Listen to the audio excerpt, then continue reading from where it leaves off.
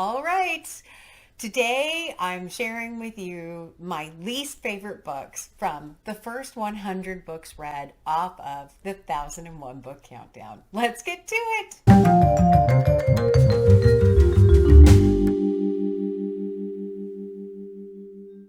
Hi everyone, I'm Sandy and welcome back to my channel. Today I have a special video really going into the some details about my least favorite books off of the 1001 book countdown so far. I recently read my 100th book, and with that I had done the top 10 and people asked me if I was going to do the bottom 10. So here you go, the bottom 10. So if you're not familiar with the 1001 book countdown, I will leave a card up here for you where you can go and check out the original video where I go into all of the details. But basically I'm reading books off of the 1001 books you must read before you die list, and I'm just working my way through that project.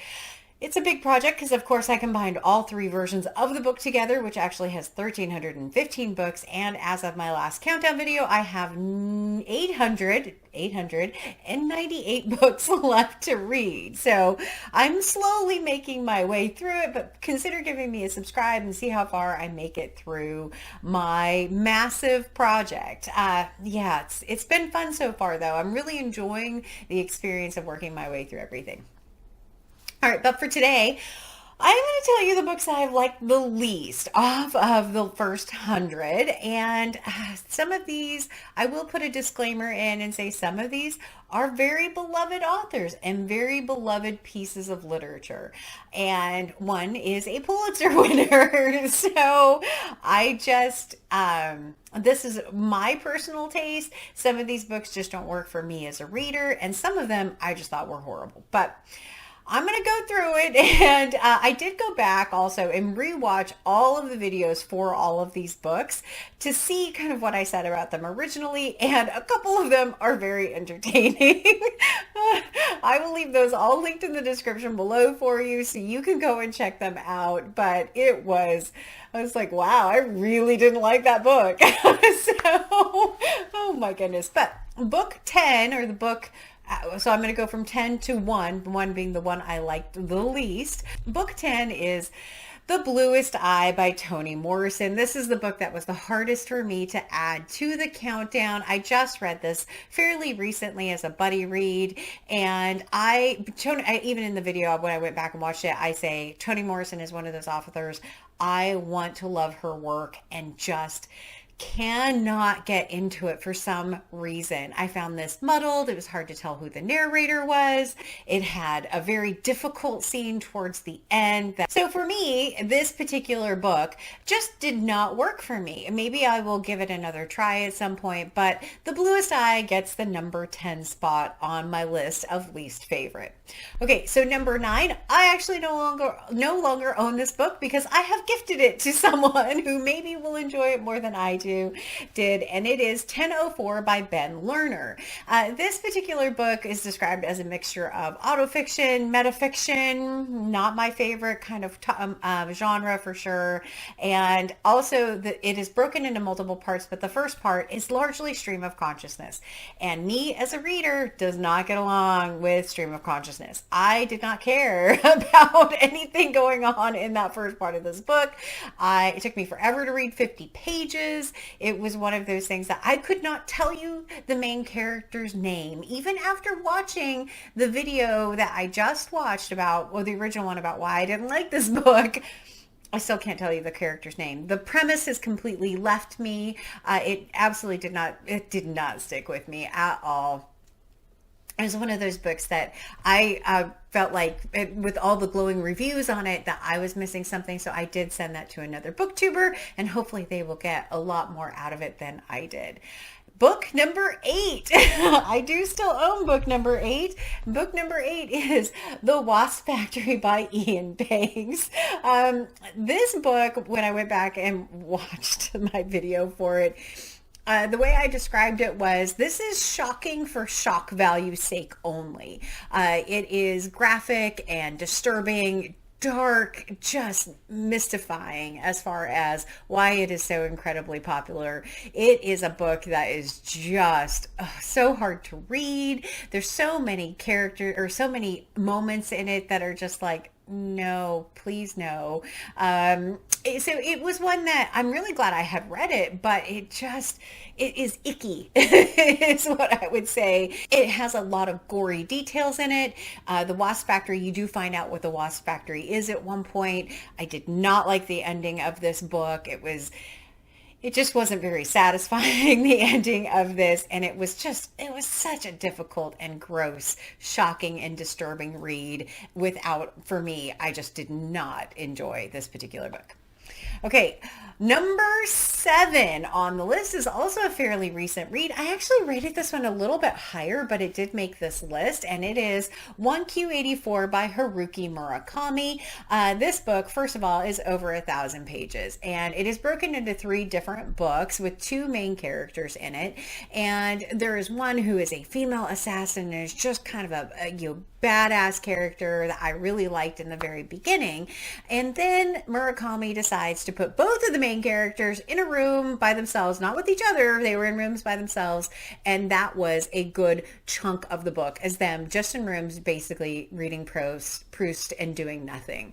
It was like, why are we being put through this massive book where the characters are literally doing nothing? Now, Murakami is a very hit or miss author for me. I find him often weird, surreal. Why does one of your characters in one of your books spend most of it at the bottom of a well? That part is difficult. This one was, of course, highly sexualized, over sexualized, size of breasts, size of nipples, looking at it just was constant in that particular piece of it. And if maybe the main characters hadn't been put into a room for several chapters, several parts of this book, I might have had a better experience reading this one. But yeah, 1Q84, it's so massive too. I mean, at least some of the other books from Murakami are shorter, and while they're weird, they were a little bit easier for me to get through. So 1Q84 got the 7 spot. Number 6. So number 6, I don't own this. I've read it as a library book, and it is Sabbath's Theater by Philip Roth. This book oh my goodness. This book I did as a buddy read as well, which I'm so thankful for. This book is just all over the place. The main character in this is such an incredible piece of work. He is despicable and unlikable, but believable. And it's the believable nature of it that kind of was like, okay, how do I really feel about this book? The book has 0 plot to it. And it is one that Mickey Sabbath, who's the main character, owns an indecent puppet show at one point in his life. And he is just horrible. He's horrible to everyone around him. He's someone that I think the author did a brilliant job of making him unlikable but believable. But the other part of this is I read this as a buddy read with Courtney Ferreter, and one of the things that she had said is she will keep reading as long as it doesn't go into necrophilia or bestiality, and there were at least a couple of points where it came awfully close to that. I think in my original one I said there's a book that makes me have this face. And that's true. It definitely made me have that face. So, yep. No, Sabbath's Theater gets the 6th spot. Now, number 5, I toyed with 5 and 6, the order of these two. This is a fairly recent read.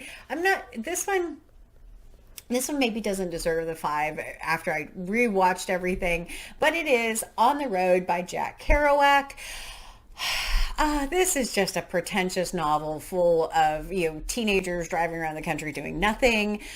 Whether or not there's some beautiful language in it, but I just did not care about these characters at all. I didn't care what happened to them. It's like, well, okay, now you're sleeping with all these other people and this and that.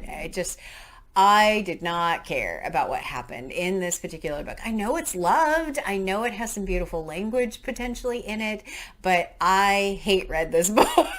It was not a good book for me. The idea of like the disaffected youth and kind of what they go through and like them going around the country post World War II. I get the appeal of that. I get that part of it. But for me, I couldn't connect with this book, couldn't relate with this book. I did not enjoy this particular one at all. But it was very short, at least. But yeah, it took me a long time to read this very short book, unfortunately. So On the Road by Jack Kerouac got the number 5. Number 4 is an author that actually has had 10, I think 10 books on the countdown. But the book is Elizabeth Costello by J.M. Coetzee. This is a book that I read following Slow Man, which I actually did enjoy quite a bit. But Elizabeth Costello, the character originally shows up in Slow Man. In Elizabeth Costello, I was completely bored with this book. It's just like, I don't understand what this character's doing. And at one point she was on a cruise, and another point she was back home, and it's like, I don't understand the point of this book. It was one of those books that when I read it, again, the main plot, if there was a plot, is completely gone from me. I can't recall what actually happened in this book. It is something that I know I read it. I know I didn't like it. Even after watching the video of it, I still can't express everything that happened in that particular book. Yep, number 4 was Elizabeth Costello. All right, number 3 is another book I don't own, but it is Troubling Love by Elena Ferrante. Now, Elena Ferrante, I know, has a number of books that are also beloved and adored, and her writing is adored. I didn't like Troubling Love, and this is one of those videos that when I went back and watched it, I was laughing because of what I said about this particular book. So the book I said was just kind of okay. And it has to do with a daughter and the death of her mother and her going back and trying to figure out everything happening, what happened to her mother, her trying on her mom's clothes, all these things. Okay, but I'm fairly bored. But the big problem I have with it, and what I said in the original video, is she spends an inordinate amount of time talking about her period, women on their periods, and in gross detail in this. It was enough to make me not want to read more Elena Ferrante and become very hypersensitive to that particular topic when I read My Brilliant Friend earlier this year, because it was just so pointless, this book. And that whole part of it, it was a 78-page book, and she talked about it 8 times. The first one on page 18, and it was just graphic and unnecessary and didn't add anything to the story at all. But that's what I remember most about Troubling Love by Elena Ferrante. Do I remember the character's name? Nope. No, I have no idea the character's name. That one aspect is the only thing that I remember about Troubling Love. All right, number 2. Number 2 is actually the worst rated book that is on Goodreads on the countdown that I hadn't read at the time. And the book is Pamela by Samuel Richardson. This is a video that I was, again, laughing about when I watched it. It has to do with a lady's maid who, her employer, she wasn't owned. Her employer passes away, and she becomes, basically at the hands of the now male owner of the property, who wants to take advantage of all of these different pieces. Okay, sounds like an intriguing kind of concept, but it is so incredibly boring. It is unbelievably boring, and that was the main problem I had with this, is she spends an inordinate amount of time in the book complaining about what happened, or complaining that she can't get away, or complaining that she's now held captive, or complaining about all of these different pieces, and nothing actually happens. The first 50 pages lulled me into a false sense of security of what this book would be like. I was reading this with my friend Sonia. I thought, oh, this isn't going to be that bad. And then it took a dark turn. It wasn't dark content-wise. It was incredibly slow. It was no real point to it. And then the ending was maddening. Like how it was Pamela Virtue Rewarded was the other name for it. And how her virtue was rewarded was like, what? It was seen as being pornography in disguise when it was released. It certainly is not that by today's standards. It is just a slow slog of a read, and took me way too long to read. And yeah, I just did not enjoy it at all. But what book takes the number 1 spot? If you've watched my countdown videos, you might know what it is. Oh boy. It is Rabbit is Rich by John Updike. Oh boy. Oh boy, this is the third book in the Rabbit Run series. I had read Rabbit Run, Rabbit Redux, and then Rabbit is Rich. There's one more, Rabbit at Rest, but thankfully that's not on my countdown. Yay! Because I don't want to read that book. It follows character Harry Angstrom, and he, at this point in his life, is now 30 pounds overweight, running the car dealership that he inherited from his mother, or from his father-in-law, and back living with his wife after the first two books. There's a whole bunch of things in there. He is a very narcissistic character. In my original video I called him smarmy, just like ew, icky kind of character, very over sexualized, again, obsesses about wives of his friends, obsesses about someone that may be his daughter at one point, just like icky, icky, icky, icky. How they treat how women are depicted in this is also not great. The language in there, there's a lot of racial language in there that I did not personally appreciate, which is why it got bumped to number one over Pamela. Because while Pamela was boring and I didn't like the ending, I wasn't offended by it. I didn't get that visceral reaction to it saying, this is the worst book ever. With John Updike, I did. It still remains the lowest rated book that I have read off of the countdown across all of them. It takes a lot for me to get it down to where it was. I think I still have it at 1.5 stars. I would degrade this to 1. This is a Pulitzer Prize winning novel. And for me, I just do not like it. I can't say that I will ever read another John Updike book, because thankfully there are no more John Updikes on my countdown. But oh boy. Yeah, I think it's a good place for John Updike. Number one, worst rated book, worst book that I've read so far off of the countdown. The other 80 books are all kind of in this middle range of 4 stars and 3 stars. There weren't a lot of other ones that I had put on a low list. I struggled to find the 10th book in this one for this video as well. But the number 1, 2, and 3, man, they came like that. I knew which ones I was going to have right at the top of this list. So I hope you enjoyed hearing about the worst books. Like I said, if you want to laugh, definitely go and watch a couple of these. The Pamela one and the Rabbit is Rich one especially. I go into a lot of detail about those 2 books. And I chuckled about it because I was like, wow, I was really fired up about those 2 books. And with that, as always, like, comment, and subscribe. And until next time, everyone, thanks, bye.